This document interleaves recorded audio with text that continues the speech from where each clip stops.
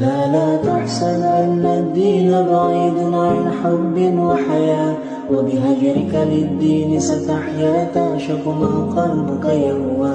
أو أن الأيام ستحلو وترى الدنيا